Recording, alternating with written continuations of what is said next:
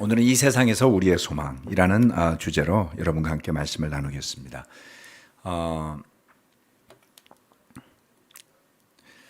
이 설교 말씀은 얼바인 교회, 얼바인의 코리안 미니스트리도 함께 같이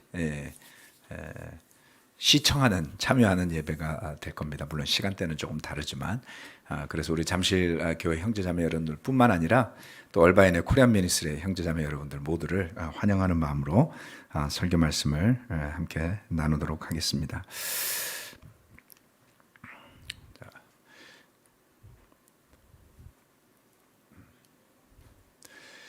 네, 지난 주가 이번 주간이 이제 주일을 합쳐서 어제 지난 주간 이제 그 미국에서는 땡스기빙 추수감사절 뭐라고 그러죠? 그 휴일이었다고 그럴까요? 네, 축하하는 그 주간이었습니다. 그래서 우리는 추석이 한참 지나가지고 지금 뭐 감사할 그런 시점은 아니지만 미국인들은 이때 굶어 죽을 뻔하다가 이제 살아나게 된 것을 감사하는 마음으로 추수감사절을 요맘때 셀러브레이션을 합니다. 그래서 우리 국제부가 오늘 추수감사절 그 예배 겸 간략한 파티 뭐 이런 거를 진행하는 걸 보면 그런 것 같고요. 저도 사실 요맘때쯤 우리 교회 초대를 받아왔습니다. 그래서 저도 요맘때가 아주 특별한 시간이기도 합니다. 제가 교회 초대를 받아서 추수감사절 전후로 해서 저 초대를 받았었거든요. 그래서 아무튼 감사한 시점에서 또 이렇게 함께 말씀을 나누게 되어서 너무나 기쁘네요.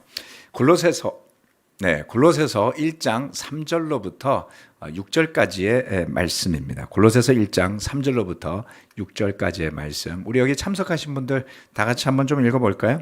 네, 같이 읽어보도록 하겠습니다. 시작. 우리는 여러분을 위하여 기도할 때에 항상 우리 주 예수 그리스도의 하나님 아버지께 감사를 드립니다. 우리는 그리스도 예수에 대한 여러분의 믿음과 모든 성도를 향해서 여러분이 품고 있는 사랑을 전해 들었습니다.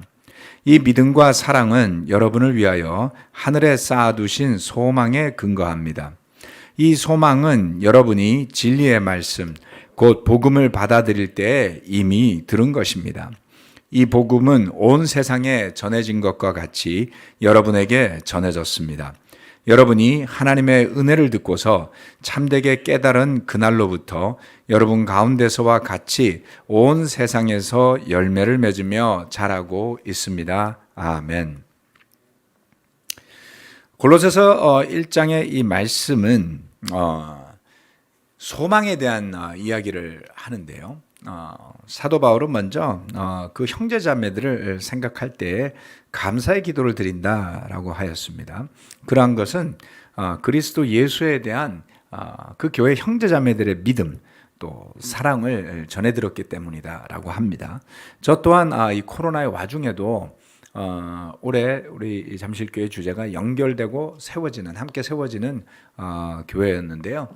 그렇게 사실 코로나의 와중에도 서로가 연결되고자 하는 그런 마음들이 자라고 성장하고 있는 모습을 전해 들으면서 크게 격려를 받았습니다.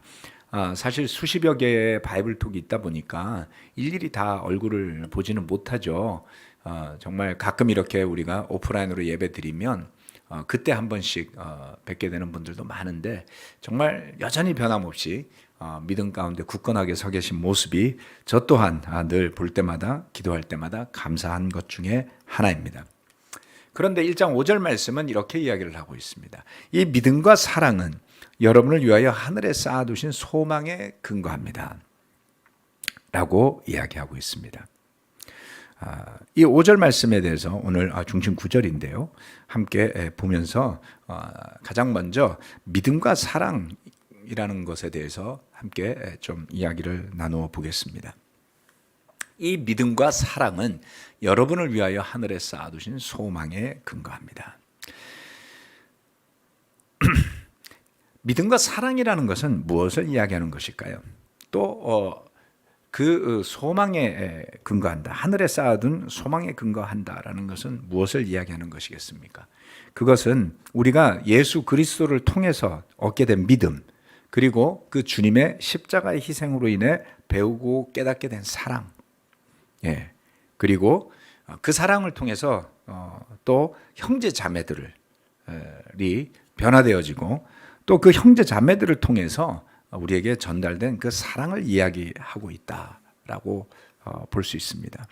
복음은 과장된 세일즈 구호나 또는 선동적인 정치 구호가 아닌 그 내용이 꽉 차 있고 실체가 있으며 그 복음을 듣고 믿게 된 사람들이 삶에서 열매를 맺으며 달라진 새 삶을 살아갈 수 있는 하나님의 능력을 이야기합니다. 빈소리가 아니라는 뜻이죠. 따라서 복음을 받아들인 사람들은 믿음과 사랑을 통해서 하늘에 쌓아둔 소망을 간직하고 살아갈 수 있는 길이 열린다. 고린도전서에서 사도 바울은 13장쯤에 가서 믿음과 소망과 사랑에 대한 이야기를 했었죠. 이 세 가지는 정말 어떤 그 타이틀, 주제 구절 같은 것들, 주제의 그 단어 같은 것들이죠. 믿음, 소망, 사랑. 이 두 가지가, 세 가지가 골로새서 1장에서 다시 한번 언급되어지고 있습니다. 저도 이제 성경 공부를 하고 세례를 받은 지가 한 25년, 아니요, 27, 8년이 지났습니다. 이제 너무 오래돼서 당연하게 여기고 당연하게 생각하는 일상들이지만 돌이켜서 생각해 보면 정말 소중하고 그리고 아주 보석처럼 아름다운 순간이 이어져 왔다라는 것을 깨닫게 됩니다. 여러분들도 최근에 우리 세례받은 지섭이나 뭐 태민이나 우리 팀들 몇 사람들 여기 와 있는데요. 여러분들에게는 지금 막 일어나는 일이겠지만 요즘 팀들이 새벽에 콰이타임 하는 거 아세요, 여러분? 네, 6시 일어나가지고 콰이타임 한다 그러던데요. 그렇죠? 네? 야, 대단해요. 네. 자, 그 성경 공부를 통해서 복음을 알아가던 그 순간들을 떠올려 보면 이렇습니다. 만날 때마다 거기에 배움이 있었고 깨달음이 있었어요. 그리고 성경 공부를 마치고 집에 돌아가면 그냥 자기가 너무 아쉬운 거예요. 그래서 그날 공부했던 성경 구절들도 막 뒤적여 보게 되고, 그리고 또 관련된 성경들을 찾아서 읽으면서 기도하고 고민했던 생각이 납니다. 저는 당시에 그 참모부서에서 일을 하고 있었었는데요.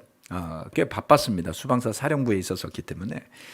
그래서 매일 야근이 있었어요. 퇴근이 없고 매일 야근이 있습니다. 그래서 야근을 마치고 성경 공부하러 역삼역 있는데 도착하면은 한 밤 10시쯤 됐던 것 같아요. 뭐 빨라야 9시 반, 늦으면 뭐 10시 반 이렇게 가면 형제들이 그 밤 10시에 성경 공부한다고 기다리고 있는 거예요. 저는 뭐 아침에 한 7시 반 정도에 출근해가지고 밤 10시까지 근무했으니까 완전히 이제 많이 지쳐 있을 거 아니에요. 뭐 얼굴도 푸석푸석하고 정신도 산만하고 그랬었습니다. 하지만 그 밤에 이렇게 했던 성경 공부가 정말 빛나는 성경 공부다. 저는 이렇게 말씀드릴 수 있습니다.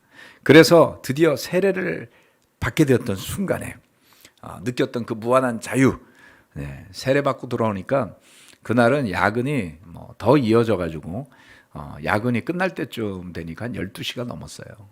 그래서 제가 그때 이제 차를 몰고 대림동 쪽에 있는 우리 정용백 형제 집에 가서 세례를 받았습니다만은 갔더니 형제들이 새벽 1시 반까지 기다리고 있었어요. 그래서 세례받고 집에 오니까 새벽 3시 반이에요. 제가 7시 반에 출근한다 그랬잖아요. 한 3시간 잤나? 하지만 마음이 너무 자유로웠고 기뻤습니다. 그 순간을 돌이켜보면 그 삶에서 느껴왔던 뭐 지금 생각하면 굉장히 젊고 푸릇푸릇한데 왜 이렇게 그때는 사갔다는 느낌을 받았었죠.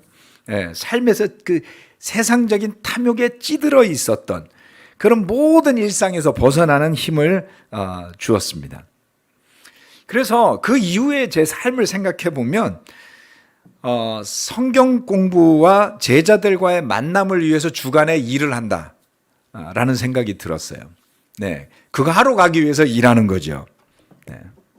또 월급은 복음을 위해서 형제자매들과 교제하고 제자 삼으라고 주는 활동비다, 이렇게 생각하고 살았습니다. 정말 감사했죠. 또 헌금을 드리는 것도 너무나 기쁘고 감사했습니다. 복음을 전하는 일로 이렇게 헌신할 수 있다니. 교회를 그렇게 오래 다녔지만 돈 버는 입장이 아니었잖아요. 대부분 학생이었고 그랬다 보니까 헌금을 할 때 10,000원짜리를 낸 기억이 거의 없었어요. 근데 우리 교회 왔더니 막 그때는 이렇게, 제가 한번 예전에 설명드린 적이 있는데, 옛날에 초창기에 헌금 트레이가, 그러니까 접시였죠. 헌금 바구니로 안 하고 여긴 접시를 돌리더라고요. 접시가 이렇게 돌아가는데 10,000원짜리가 수북하게 쌓여 있었어요. 그 90년대 초에. 그래서 야, 이 교회 사람들은 어쩜 이렇게 10,000원짜리도 쑥쑥 헌금을 잘하나, 이렇게 생각을 했었습니다. 그 당시 뭐 월급이 뭐 40만 원, 50만 원 하던 시절이었거든요. 그러니까 10,000원이 적은 돈이 아니었어요. 지금 생각하면 뭐 5만 원짜리는 한 10만 원짜리 정도 된다고 생각해야 되겠죠. 생각해 보세요. 지금 예배당에 왔는데 전부 다 헌금하는데 트레에다 10만 원짜리 자기 합수표를 막 수북이 쌓아가지고 막 이렇게 있다 그러면, 와, 감명은 아니고 좀 인상 깊지 않을까요? 그런데 저도 정말 회개를 하고 제자가 되고 나서는 우리 배추잎이라고 불렀잖아요, 시쳇말로. 10,000원짜리가 아깝지가 않았어요. 대부분 그보다 더 냈겠죠, 11조를 내니까. 또 특별한 검도 하면 너무나 기쁘게 냈습니다. 그렇게 해서 복음을 전하는 일에 보탬이 되고 헌신할 수 있다는 것이 아주 기뻤습니다. 당시 교회는 한 100여 명에 불과했고요. 모이던 예배당은 지금 생각해보니 잠실교회 예배당 사이즈보다도 훨씬 작았어요. 한 3분의 2도 안 됐던 것 같아요. 굉장히 작았는데 빛나는 예배당이었습니다. 어떻게 그런 일들이 가능했었을까요? 어떻게 가능했었을까를 돌아보면 그것은 바로 이 믿음과 사랑 때문이었습니다. 그것은 교회의 규모나 외적인 모습 때문이 아니었습니다. 살아있는 그 말씀 때문에 기뻐하고 순수하게 열정을 불사르면서 살아가는 제자들의 뜨거운 마음, 살아있는 믿음, 그리고 살아있는 사랑이 그것을 가능하게 했던 것이죠. 이제 수십 년이 지나서 나이가 더 들어서 우리 교회도 많이 더 성숙해지고 많은 안정적인 교회가 되었습니다. 그렇다면, 그렇게 나이가 들고 더 안정적이 된다면 그와 같은 순수하고 뜨거운 믿음과 사랑이 사그러들어야 하는 걸까요? 저는 그렇지 않다고 믿습니다. 그런 뜨거운 믿음과 사랑이 표현되기를 멈춘다면 우리 스스로가 그리스도인이기를 멈추고 우리 스스로가 그리스도의 몸으로 세상에 빛과 생명을 전해주는 그리스도의 교회이기를 멈추는 것이 되기 때문이죠. 최근 몇 년 사이에 제 마음을 뜨겁게 달군 사건들이 몇몇 가지가 있었는데, 그 중에 하나는 바로 현재 영하 20도의 추위. 벌써 오늘 아침에 통화했는데 몽골은 낮에 영하 20도랍니다. 벌써 추워 보이죠, 분위기가.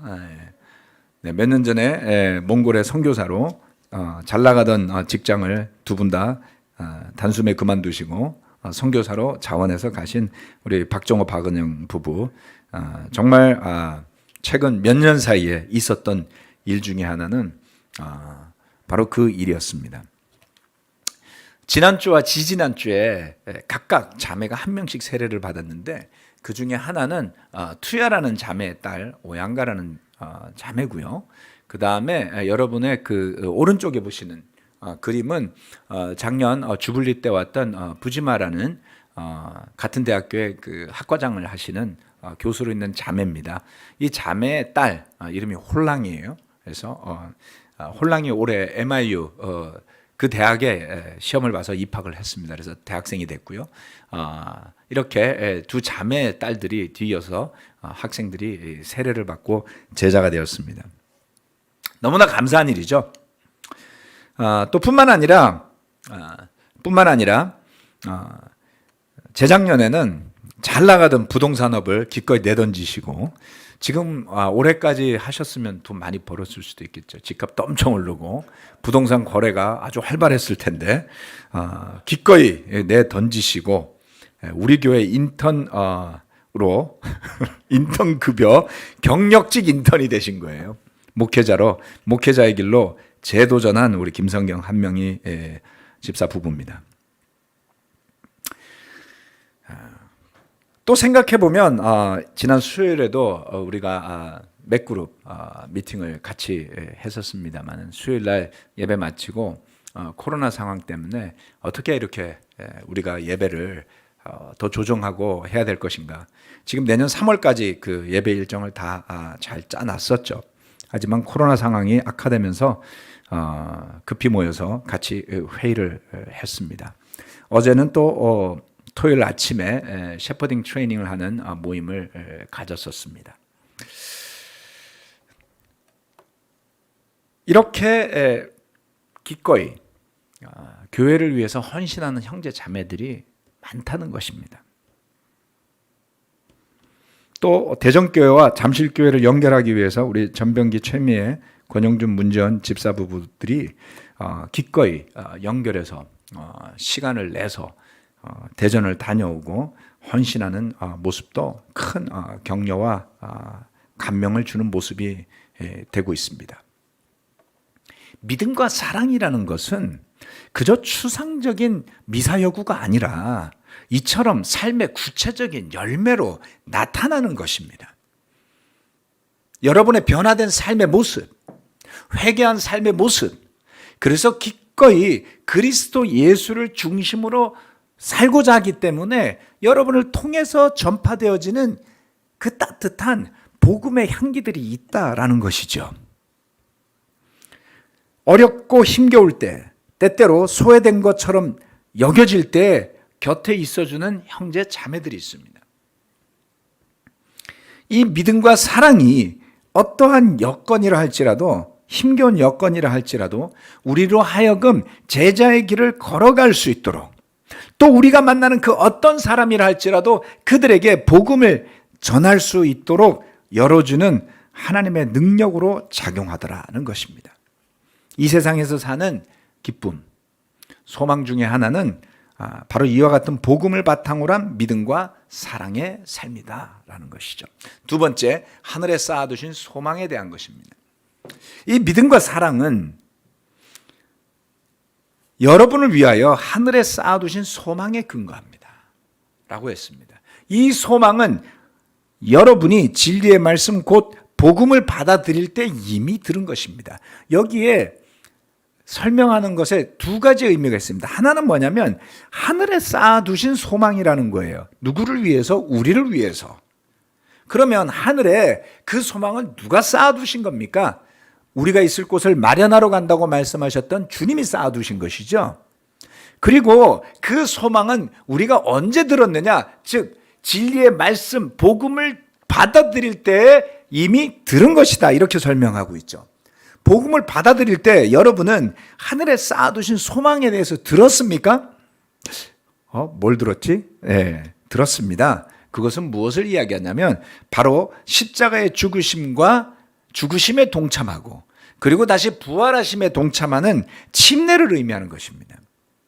누구든지 그리스도 안에서 거듭나게 될 때에 부활하신 주님의 부활에 동참하는 새로운 생명, 영원한 생명에 대한 믿음을 가지고 침례를 받게 되시죠. 그렇지만 우리는 그 소망이 구체적으로 무엇을 말하는지는 잘은 몰라요. 서서히 성경 말씀을 공부하시면서 더 배워가시게 되는 거죠. 그래서 하늘에 쌓아둔 소망, 이 육신의 생명이 아닌 영원한 생명이라는 것, 죄사함을 받게 되고 하나님 나라의 백성, 하나님의 자녀가 된 것을 우리는 알고 배우게 됩니다. 그래서 교회와 한 몸이 되는 것을 받아들이고 침례를 받게 되었던 것이죠. 육신에 속한 죄를 씻고 성령을 선물로 받으면서 주님의 부활에 동참하는 순간 우리 모두는 하늘에 쌓아두신 소망을 받게 된 것입니다. 그런데 이것과 관련해서 사도 바울은 이렇게 묘사를 했어요. 우리가 세상에 대해서는 죽고 하늘에 대해서는 살아나는 것이다 라고 설명을 하고 있습니다. 다 같이 저는 서신서에 나와 있는 여러 구절을 함께 보면서 하늘에 쌓아두신 소망이 무엇을 의미하는지, 어떻게 그 소망이 더 구체화되고 확대될 수 있는지를 생각해 보았으면 해요. 고린도전서 15장 19절에서 20절 말씀인데요. 부활에 대한 소망을 공부해 보시고 싶은 분들이 계시다면 이번 한 주 동안 고린도전서 15장 말씀을 깊게 묵상해 보시기를 권해드리고 싶어요. 19절 20절 말씀은 이렇게 이야기하고 있습니다. 그리스도 안에서 우리가 바라는 것이 이 세상에만 해당되는 것이라면 우리는 모든 사람 가운데서 가장 불쌍한 사람일 것입니다. 그러나 이제 그리스도께서는 죽은 사람들 가운데서 살아나셔서 잠든 사람들의 첫 열매가 되셨습니다. 어제는 회정의 추모 예배를 위해서 우리 노무노 이경미 자매 집에 다녀왔습니다. 혜원이와 더불어서 또 우리 박찬영 형제 부부도 왔었고 혜정이와 절친이었던 승은이도 와서 함께 추모 예배를 드렸습니다. 아주 뜻깊은 자리였습니다. 또 미국에서는 박미영 자매가 참 불의의 의료 사고 같기도 하고요. 장에 천공이 생겨서 폐혈증으로 급히 세상을 떠난 일이 있었죠. 잘 모르시는 분들은 그런가 보다 하겠지만 그들과 친하게 지냈고 가족으로 있었던 사람들에게는 그 상실의 슬픔이 클 수밖에 없습니다. 이 말씀들을 함께 보면서 같이 또 슬픔 가운데 있다면 또는 하늘에 대한 소망을 어떻게 가져야 할지 고민을 하신다면 저와 더불어 함께 이 말씀들에 눈과 마음을 집중해 보시기를 부탁드립니다. 바울은 이렇게 이야기를 했어요. 그리스도 안에서 우리가 바라는 것이 이 세상에만 해당된다면 우리는 모든 사람 가운데서 가장 불쌍한 사람일 거라고요. 그럴 수밖에 없죠. 세상적인 가치를 추구하지 않고 기꺼이 나누고 헌신하며 살겠다고 했기 때문에, 무엇 때문에요? 하늘에 쌓아둔 소망 때문에 그렇게 하는 것입니다. 왜 열심히 복음을 전했나요? 왜 열심히 시간을 나누어서 헌신하면서 얻어지는 어떠한 경제적 이익이 없음에도 불구하고 우리는 그렇게 열심히 전도하고 성경 말씀을 더불어 공부하기를 애썼던 것일까요? 그렇게 죄사함 받고 구원받아서 하나님 나라의 가족으로서 그 하늘에 쌓아둔 소망에 함께 참여하게 될 것을 기대했기 때문입니다. 그래서 그와 같이 하늘에 쌓아두신 소망에 대한 기대가 없이 믿음을 가지고 사노라고 하면서도 바라는 것이 세상적인 것이 더 많다면 저와 여러분은 불쌍한 사람에 더 다가가 있을 수밖에 없어요. 왜요? 그렇게 헌신하면서 사느라 돈도 못 벌었죠. 재산도 안 모였죠. 헌금 내고 특별헌금 내고 선교헌금 내고 하니라고 교회 저축하신 것도 아니고, 그렇죠? 하늘나라에다 보물을 쌓는다고 쌓아서 돌아오질 않습니다. 네. 믿음 없다면 헌금은 정말 어려운 일이죠. 결코 적지 않은 돈들이기 때문에 그렇습니다. 그런데 우리는 그렇게 살았어요. 왜요? 우리가 바라는 것이 이 세상에만 해당되는 게 아니었기 때문에 그렇습니다. 바울은 더 강력하게 이야기합니다. 여러분이 로마서 8장 13절 말씀은 이렇게 이야기합니다. 여러분이 육신을 따라 살면 죽을 것입니다. 그러나 여러분이 성령으로 몸의 행실을 죽이면 살 것입니다. 살라는 거예요? 죽으라는 거예요? 죽으라는 겁니다.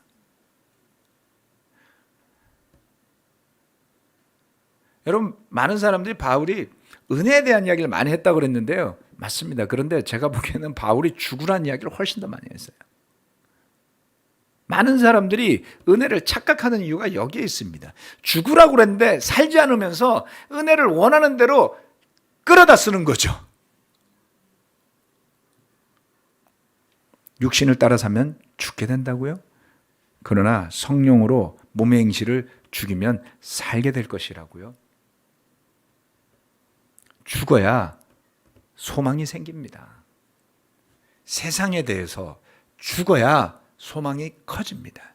육신에 대해서 죽어야 하늘나라의 소망이 보이는 것입니다. 더 나아가서 갈라디아서 6장 14절에서 바울은 이렇게 이야기합니다. 그런데 내게는 우리 주 예수 그리스도의 십자가밖에는 자랑할 것이 아무것도 없습니다. 그리스도로 말미암아 내 쪽에서 보면 세상이 죽었고 세상 쪽에서 보면 내가 죽었습니다. 완전히 죽은 거죠. 사도 바울에게 있어서 세상은 죽은 거였어요. 죽으면 아무런 영향력을 발휘할 수가 없습니다. 왜 우리가 장례식장에 가면 무기력함을 느낄까요? 그 관에 들어가 있는 사람이 그 화장장에서 불태워질 때 무엇도 할 수 없기 때문입니다. 무기력하게 느끼죠. 다시금 대화할 수도 없습니다. 다시금 밥을 먹을 수도 없습니다. 다시금 끌어안을 수도 없어요. 끝이에요. 육신으로는 끝나기 때문입니다. 그래서 상실감에 휩싸이게 됩니다. 허무함에 휩싸이게 됩니다. 바울은 뭐라 그랬냐면 죽었다 그랬어요. 뭐가요? 그리스도 때문에 세상은 이제 죽었다고요.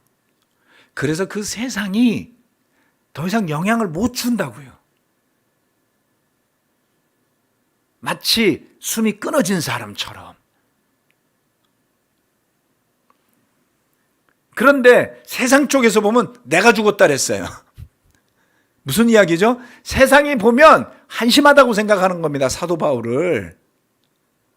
작년 말에 사도 바울 영화가 나왔었죠. 바울이라는 영화. 많이들 보셨죠? 한심하지 않습니까?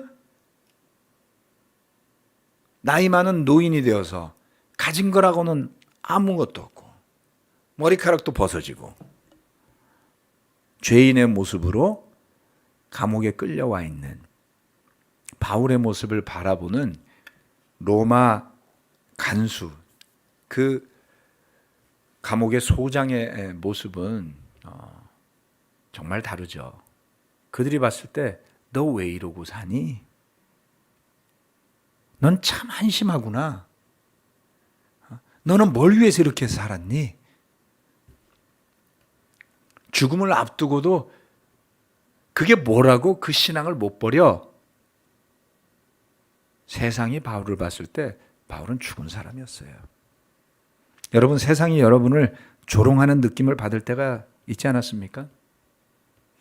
뭐 한다고 그렇게 살아? 네가 그렇게 신앙을 가지고 살아서 얻은 게 뭐야? 뭘 이룩했어?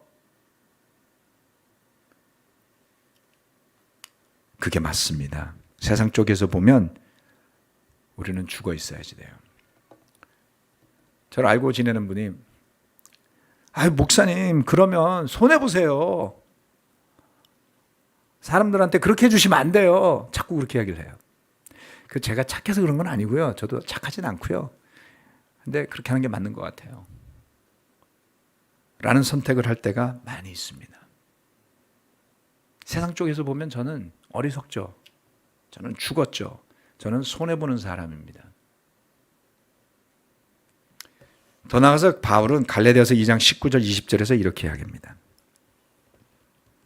나는 율법과의 관계에서는 율법으로 말미암아 죽어버렸습니다. 그것은 내가 하나님과의 관계 안에서 살려고 하는 것입니다. 죽었는데 살아납니다. 나는 그리스도와 함께 십자가에 못 박혔습니다. 이제 살고 있는 것은 내가 아닙니다. 그리스도께서 내 안에서 살고 계십니다. 내가 지금 육신 안에서 살고 있는 삶은 나를 사랑하셔서 나를 위하여 자기 몸을 내어주신 하나님의 아들을 믿는 믿음 안에서 살아가는 것입니다. 시종일관 바울의 메시지는 명확해요. 그리스도의 십자가로 인해서 나도 죽었다는 것입니다. 그래서 내가 이 세상에서 사는 삶은 이전의 삶이 아닌 다른 삶이라고요. 우리 팀들 여기 와서 지금 있는데 그런데 왜 열심히 공부해야 되죠? 네, 그거는 본분이라서 그런 거예요. 거기에 목숨 걸지 마세요. 최선을 다하는 거예요. 네, 성실하게 하시면 돼요. 그게 여러분의 삶에 엄청난 걸 가져다 준다? 그런 생각하지 마세요. 엄청난 거 가져다 주지 않아요. 네, 그렇게 되면 나중에 대학 가서 굉장히 실망하게 될 겁니다. 성실함에 초점을 두고 사십시오. 내가 지금 육신 안에 살고 있는 삶은 억지의 삶이에요. 바울의 포인트는 시종일관 그렇습니다. 내가 하루라도 더 빨리 주님과 함께 하고 싶지만 여기서 하라고 하신 일 때문에 나는 조금이라도 더 복음을 전하다 가겠습니다. 일말의 미련도 없는 그의 믿음은 대단한 수준입니다. 내가 지금 육신 안에 살고 있는 삶은 나를 사랑하셔서 나를 위하여 자기 몸을 내어주신 하나님의 아들을 믿는 믿음 안에서 살아가는 것입니다. 믿음이 이 세상에서 우리의 삶을 가능하게 하는 유일한 힘일 뿐인 것이에요. 세상은 죽었기 때문이죠. 저는 이것을 통해서 말씀드리고 싶은 게 있습니다. 이 세상에 대해 죽지 않으면 하늘의 소망이 살아날 수가 없습니다. 그것을 뒤집어서 이야기하면 우리가 이 세상에 대해, 우리가 육신에 대해 죽을 때에 하늘에 대한 소망이 더 밝게 빛나는 것이다. 세상의 것들이 같이 없어지게 될 때에 영적인 눈이 밝아져서 하늘나라에 대한 소망이 내 안에서 강력하게 살아난다.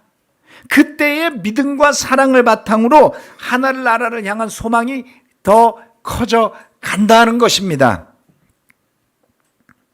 하늘나라에 대한 소망은 자동차 영업사원이 보여주는 카탈로그처럼 설명되지 않습니다. 성경은 하늘나라를 팬시하게 우리가 눈으로 마음으로 그릴 수 있을 만큼 설명하지 않습니다. 눈물이 없는 것이고 하나님의 영광스러운 보좌와 함께하는 것이다라는 것만으로 감이 오지 않죠. 그렇지만 믿음과 사랑이 충만할 때 보여지고 펼쳐지는 믿음의 세상이다라는 것입니다. 마지막 에베소서 1장 18절 말씀을 같이 읽고 마치겠습니다. 다 같이 한번 읽어볼까요? 시작. 여러분의 마음의 눈을 밝혀주셔서 하나님의 부르심에 속한 소망이 무엇이며 성도들에게 베푸시는 하나님의 영광스러운 상속이 얼마나 풍성한지를 여러분이 알게 되기를 바랍니다. 아멘. 바울은 그 소망이, 그 영광스러운 상속이 얼마나 풍성한지를 보고 알고 믿었고 이 세상에서조차 그것을 느끼면서 살았던 믿음의 사람이었죠. 형제자매 여러분, 모두 그와 같은 믿음 가운데 하늘에 쌓아두신 소망에 대한 대화들이 가능한 영적인 형제자매들로 힘차게 올 한 해를 마무리하게 되시기를 바랍니다. 끝으로 바울은 이와 같은 하늘나라에 대한 소망을 언급할 때 정작 그 자신은 감옥에 갇혀 있었습니다. 에베소서 골로새서는 옥중서신이라고 부르죠. 자, 이 세상에서 우리의 소망 이걸로 말씀 마치도록 하겠습니다.